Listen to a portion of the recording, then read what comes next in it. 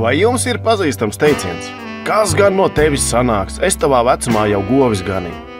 Tieši tā mana paudze savulaik mēģināja pamācīt vecvecāki. Un būsim atklāti, tas nedarbojās. Ja nu vienīgi izraisīs maidu sejā. Tieši tas pats sāk notikt arī biznesa komandās, kad vadītāji mēģina efektīvi vadīt Y un Z paudzes darbiniekus. Un runa neiet tikai par vadīšanu. Savstarpējās attiecības komandā, iekšējais mikroklimats, nepieciešamās informācijas nodošana pareizā laikā, vietā un apjomā ir atkarīga no efektīvas komunikācijas.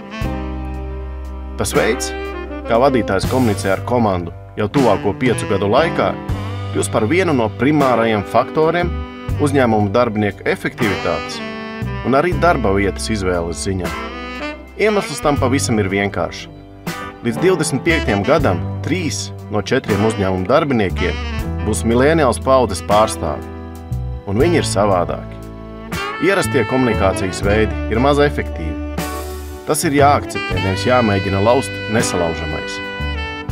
Jau tagad veiktie pētījumi brīdina, ka ierastā komunikācija šādiem cilvēkiem liek justies bieži vien nenovērtētiem.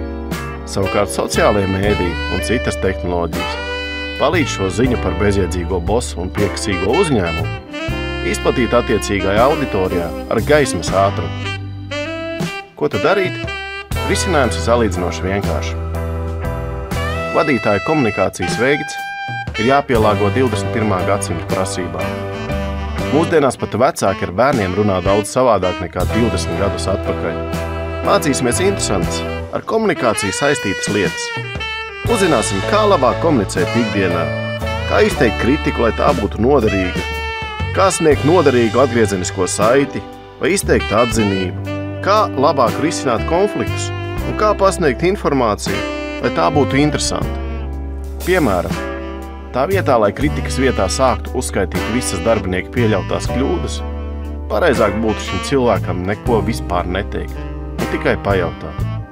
Kā tu domā? Kāpēc es tevi vispār izsaucu? Tā vietā, lai uzsist uz plecu un pateiktu, ka darbs padarīts labi, pareizāk būtu to visu papildināt ar vārdiem. Un zini ko?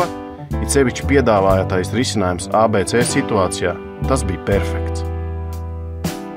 Programmas mērķis ir dot reālus un praktiskus ieteikumus, veidot vadītājos sapratni par to, kā tiek organizēta komunikācija ar komandas dalībniekiem, lai šis process nodrošinātu gan efektīvu informācijas apmaiņu, gan arī komandas un individu izaugsmi, neatkarīgi no viņu vecuma, darba pieredzes un personīgajām īpašībām. Protams, ka ir arī papildus bonus. Ikvienam programmas dalībniekam tiek dota iespēja pieteikties interneta atbalsta grupā.